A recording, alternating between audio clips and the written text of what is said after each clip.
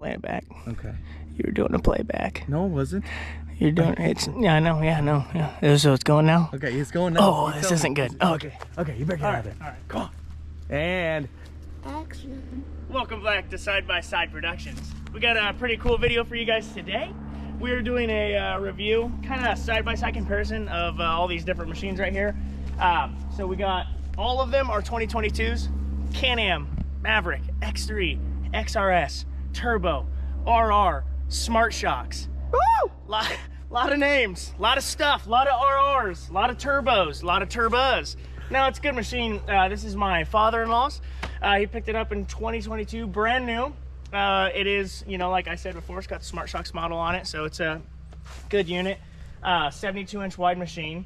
The other two are 64s, but so we're not really comparing apples to apples here. This is just what we got. You know, Polaris, CF Moto, Can-Am, kind of the big three right now. I guess not really big three, but Yamaha and Honda are in there. We don't have any of those to do a review on, so we're not gonna bring them out here anyway. So where should we start? Where do you want? Where should we start? oh no, we should go for suspension. That's a big thing on everything. Okay. So let's hit Smart Shocks. Let's learn. Let's learn. Let me learn you something. So right here we got the Smart Shocks unit. These are Comfort, Sport, and Sport Plus. These are actually rebound and compression, both. They do both of those, dampening wise and everything. You have the little bung here for the electronic side of things. Other than that, these shocks run really great. I mean, me and Wes just took it out on a quick little rip. You do have quite like some body roll in it, whether it be left or right or forward and back under acceleration. Wes's first time in a Can-Am today, and we lit into it, and it's just about a wheelie. Yeah, almost. We're close. You felt it. We're close. We felt it. I felt it.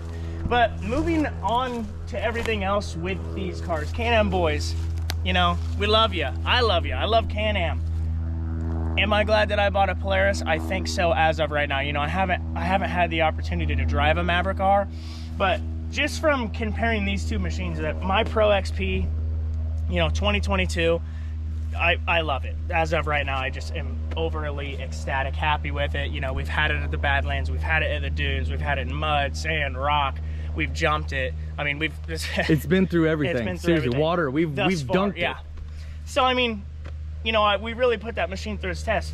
I've only driven this on the road and the field, and I can already tell you, vehicle dynamic wise, this is just a whole different animal. I mean, it really is. It just drives different. So what I do like about it, the engine, love the engine. Turbo spools up really quick. It's got really good power. You know, this is a 200 horsepower model. You can feel that 200 horsepower instantaneously with the P clutch, the CVT, the way that it works. I like it. I mean, the power delivery is good. It's not, I mean, it does do a little bit of jumping on the lower side of things, like when you're in low RPM, but really whenever you ever going to be in low RPM, whether you're driving in and out of the wherever you're riding, I guess. But other than that, why don't you show us the inside? Yeah, we'll just pop this bad boy open. I'll sit in it real quick to show you. We'll sit in all these machines. Watch your head on that mirror. Yeah. Yep, mirrors are a little tight. So, come on inside. Hey, what's up? So, you got, you know, classic Can-Am. Really low profile, seating positions low. You kind of get that race car feel. I know everyone says that, but you genuinely do, opposed to sitting in other things. Me and Wes were just discussing this. Do you want the race car feel, real low center of gravity in an off-road standpoint? Whether it be, you know, if you're doing it, I get if you're doing it, you know, you're ripping. You know, you're ripping, so you want to be kind of low. But every other standpoint or area out in the real world, do you want a low center of gravity seating position in a side-by-side? Everyone's going to be like, oh, well, tippiness and all this stuff in the Polaris. I have a 64-inch wide machine. Wes, how many times have we tipped over? That's right, zero. Yeah, that's right, zero. Haven't. And, you know, some people, you got to counter that when you're driving off-road. It's not like asphalt. You know, you're not going to break traction in your car slides and you go to the side with it and you mitigate how much the car's rotating. In off-road standpoint, if you feel it going and you're catching, you got to turn into it and, you know, not tip over necessarily. But so seating position, to come back to that, I enjoy it. It's not my favorite, I will say that. I like the way that my Polaris sits. I think. What about you? I love it. Honestly, if you want to go anywhere, you take the Polaris. If you want to maybe show off a little bit, but also still have that open functionality of the dunes, sand, I'd pick the Can-Am. I agree with that statement. I agree. I will say, while I'm sitting in here, I just remembered one thing. The steering in it, I don't like the steering. It's way too light. I have it in the max setting too for everyone that wants to come into the comment section and be like, oh, you didn't put it in DPS, you know, maximum, all this stuff. No, I did. I really did. Because I was playing with the little pad. I did. I turned it in. But no, it's not great. It's really light. I don't like the gauge cluster. I like needles. The new Maverick R, yeah, I get it. You know, a lot of tech. You got the center screen, but they kept this in the Maverick R, which is kind of weird to me, but whatever. Everyone would compare this to the Polaris. Mine's a premium. I don't have the ride command or anything like that. I do have the needle gauge cluster, which I like. But like in the new like Pro R compared to a Maverick R, you have the Maverick R with a huge display.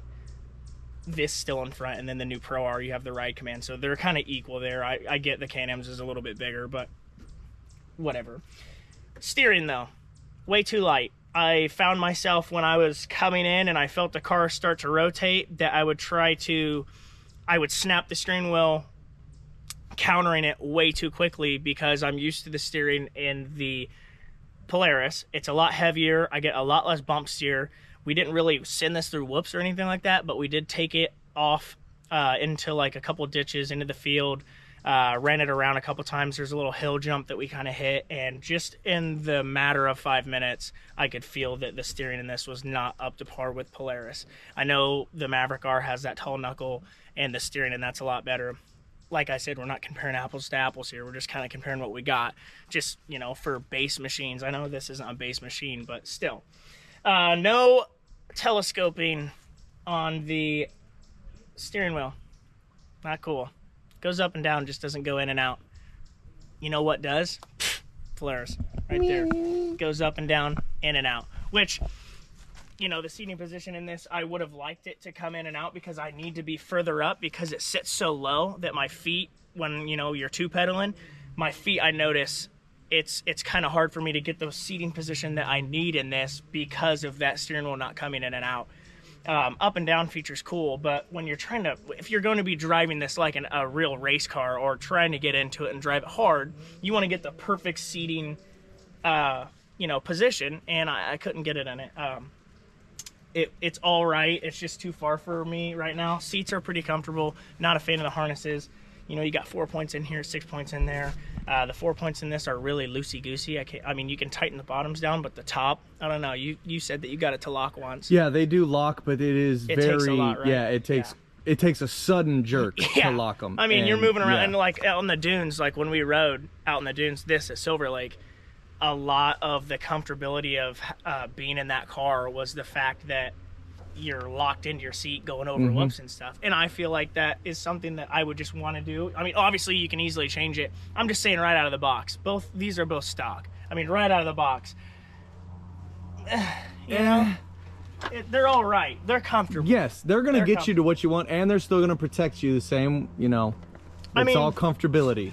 So moving around the machine on the outside, you can see, obviously everyone knows by now, Can-Am, you know, they make good stuff.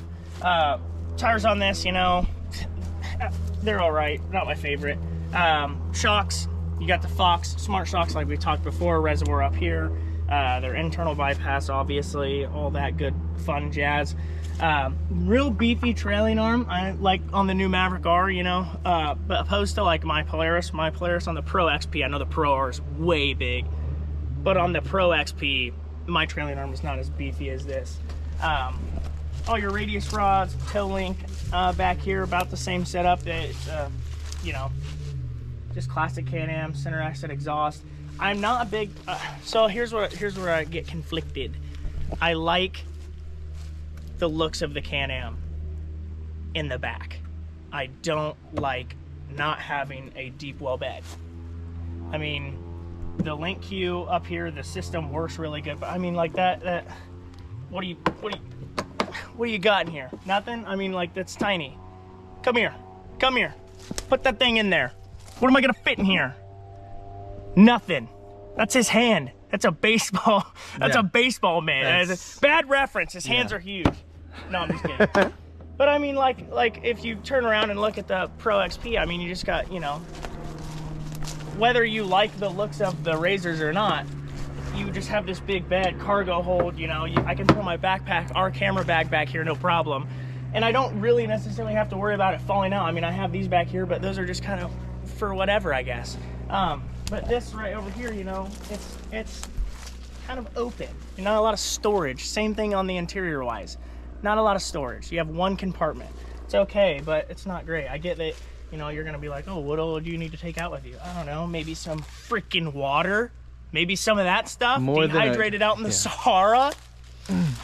So I guess to wrap it up with the Can-Am overall. So me and Wes made this thing up the other day while we were working really hard, apparently. I told Wes the difference between driving a Polaris Razor and a Can-Am X3 big top dog model, not the Maverick R, you know, whatever, haven't driven that. But I told him, I said, it's like driving a Razor would be compared to like a Porsche 911 GT3 RS.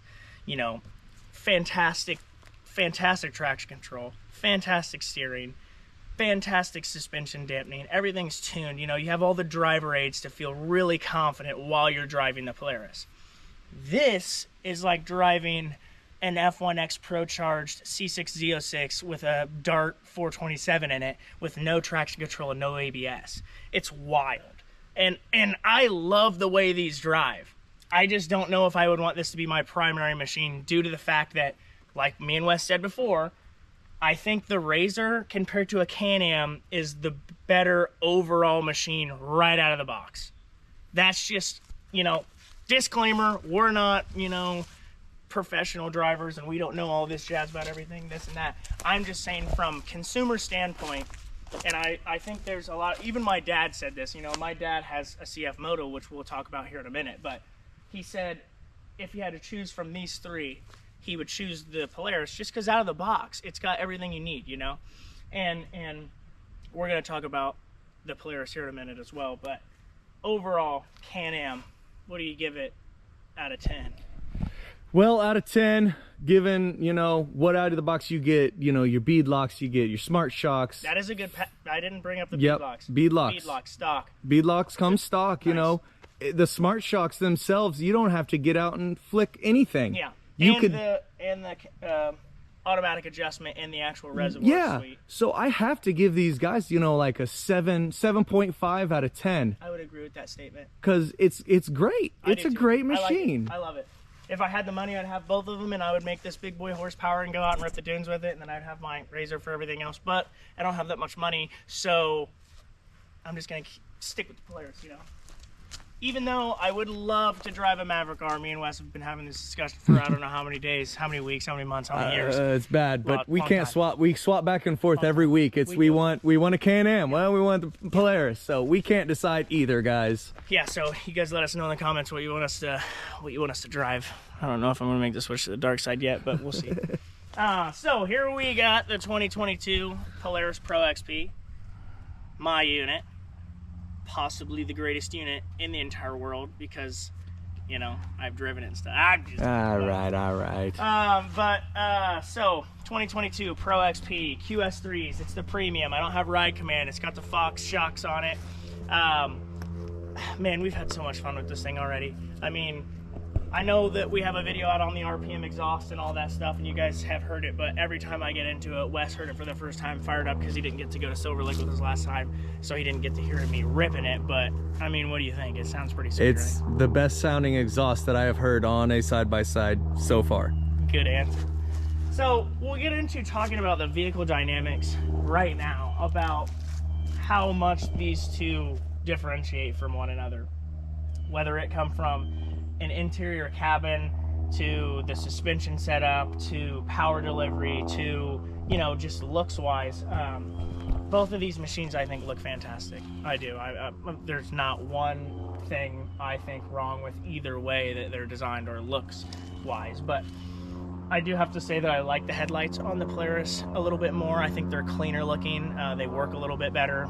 That's just whatever. But driving this thing compared to this. So we just hopped out of that. You know, I've had a lot of seat time in this. One sec, let's, because what you did is you started on shocks there. We should kind of try to say the same thing. We'll start shocks, and then go over to your passenger, do interior, and then you can start talking about your headlights, what other things you like about it compared to. Okay, just so we can kind of, we don't, you know, get too far, but we're still recording, so action. Yeah, so we'll start with the Polaris on the shocks, just like the Can-Am. So shocks wise, QS3s, they're good so far. They're not the greatest out there, you know, they're not live valve, but you know, one flip of it, I got, you know, the QS3 stands for the 3 different levels that you got. You know, you got soft, you got medium, you got firm. I keep them on firm all the time. I like them. They work great. I mean, opposed to like the Can-Am that we just got out of, this feels a lot stiffer. And I had that in Sport Plus. And when we did that, when we went over the hill and did that kind of different maneuver, you know, off-road to all the way down probably a 6-foot ditch, it felt like it blew through all of it. And I had it in Sport Plus, to where this, I feel like I have a lot more oomph behind it. I have a lot more to play with. That's just one simple thing that I think. Obviously, we talked about on the Can-Am the CVT, and it has the P clutch. This is, you know, Polaris's version. I feel like the engagement on the Polaris is a lot smoother. That just gets it, you know what I mean? And if you're into that, which I am into that, we love driving hard, but it's there and it's not. And then on the lower RPM, like we said, it's a little bit jumpy. But, you know, popping the door open on the Pro XP, and you get in, and you just automatically, you know, you're just up a lot higher. It's a lot more confidence-inspiring off-road in a Polaris than what we have felt with the Can-Am. Which, I mean, like I said before, we're not trying to say one's better than the other. We're just trying to give you the closest representation of what it is like driving both of these machines, so you can go out and purchase the one that you think fits your driving style. So, steering wheel, interior, OS bar, interior storage. In my opinion, this has that beat. I don't know. What do you think? Yeah, I mean, there are 2 handles on opposite sides in the Can-Am. And different different orientations, and it just seems sketchy. Yeah. Which, you know, take it how you want it, but I would, if I'm a passenger in something, I would prefer to have the stationary bar in front of me instead of holding on like this. Whatever. Moving on. Yeah, I was going to say apples, storage. oranges. I got 2 bins right here, and then I have the one center console right here, and then I have the little cubby hole up here, and then I have the one cubby hole down here. So, you know, 1, 2, 3, 4, 5, opposed to 1 in the Can-Am. Interior storage matters a lot to me. You know, I put my hats, I put my gloves, I put my sunglasses, you know, I got tool bag in there, you know, our wallets, everything, you know. Batteries, everything. Yes. So interior wise, you know, these seats too, you're sitting up a little bit more. You got 2 dead pedals for your passenger over here. You just come back to it every single time, and I just love the Can-Am, but out of the box, the Polaris just seems to have more of an off-road capability. Like if you had no experience in side-by-sides, and you're coming to the dealership and you're going to purchase either a Polaris or a Can-Am that day, and I take you for a ride on a track in both of those machines back to back, I feel like a newcomer to the side-by-side world is going to have a lot more of a more pleasant experience driving and riding, both vice versa, in a Polaris than they would a Can-Am. You know, and that just comes down to what kind of a driving style that you are looking to get out of your side-by-side. So, moving around, the front exterior-wise, headlights I like a lot better. They work a lot better. I like the cage on the Polaris is better. The gusset on that is big, but I just feel like there's a lot of non-welded points that they are more of a bolt-together cage rather than kind of a more one-piece cage. safety thing, I would put a custom cage on any machine that I get anyway, just due to the fact that I feel like custom cages, you know, one piece with the gussets or gussets and everything, are a lot sturdier. That's just me. Power wise on this thing, 181 horsepower to 200 horsepower. Obviously it's down in horsepower. Yeah, I mean, you know, butt dyno in it, you can feel it. I mean, I just took Wes for a ride in it, in the Can-Am, and he's been in this a lot, so he knows how this pulls. But the Can-Am it just gets it. I mean, they just rip. I mean, the weight transfer alone, you feel like you're gonna pull a wheelie. I mean, you're just completely uncompressed in the front, and it throws all the way back, and it takes like it's gonna take off. Not saying that this is slow by any means. These have really good power. They're smooth power. I guess we need to talk about too, interior wise, how hot it gets in the Can-Am, because that was something new for you. Yeah, that was new. It was hot. My neck. Sweating. For some reason, the Can-Am gets very hot in the interior. It's I don't know. You know, you got your intakes, you got your intercooler, you got your I mean, this does have a windshield in it, but even when the windshield was not in it and we rode it around, it was extremely, extremely hot. And it's really noisy cabin. It's a noisy cabin. And the Polaris, it doesn't have a lot of noise in the cabin. It's very comfortable in there. I mean, obviously I have an exhaust, so it's loud in there when you have that open, but from bone stock, driving both down the road, I would say the Polaris is, you know, 10 times quieter than the Can-Am on the interior side. And it's not like a good kind of loud to where you got like really cool exhaust notes or a bunch of turbo noise. You get turbo noise, but it's like a lot of CVT noise, a lot of clanking noise. The cage. Yeah, cage kind of rattles. The, you know, Can-Am build quality, we're not going to get into that, but they're not known for their build quality. I mean, even with the new Maverick R, when people started to get them delivered, I mean, the Maverick R was having some really bad body gap fitment issues on the plastic. I get it's a side-by-side, but when you're paying upwards of 50 grand for a side-by-side, body panels better fit. You know what I mean? And I haven't seen any of that with the Polarises thus far. So swinging around to the back, still QS3 setup, obviously, hasn't changed from front to back. Everything's pretty beefy back here, just like that. The Can-Am's lower trailing arm is a little bit bigger. You know, big sway bar link in the back, all that good jazz. And then you got your radius rods and tail link control back here. I mean, just looking at the backs of both of these machines, obviously we're comparing a 72-inch wide machine to a 64-inch wide machine, so you got 4 inches on both sides. It's going to look bigger, it's going to look, you know, meaner. I haven't really had any issue with the 64, and we do a lot of tight-knit trail riding, so that's kind of good for me right now. I will bump up to a 72 or a 74, depending on what brand I end up going with. Still don't know, haven't figured that out yet, but we will be getting a 72 or a 74-inch machine in the near future. But I mean, back here, I mean, how many times have we jumped this thing? A lot. A lot. Too much, probably. Yeah, nothing's broke. You know, nothing has happened yet, so that is something to be said. They're just, you know, really, really good, well-built machines. I mean, we beat the crap out of it thus far, and it's just taking it. I mean, I love it. I love my Pro XP. I think I made a good decision getting back into it with one of these. The rides that we've been on, it's done really well.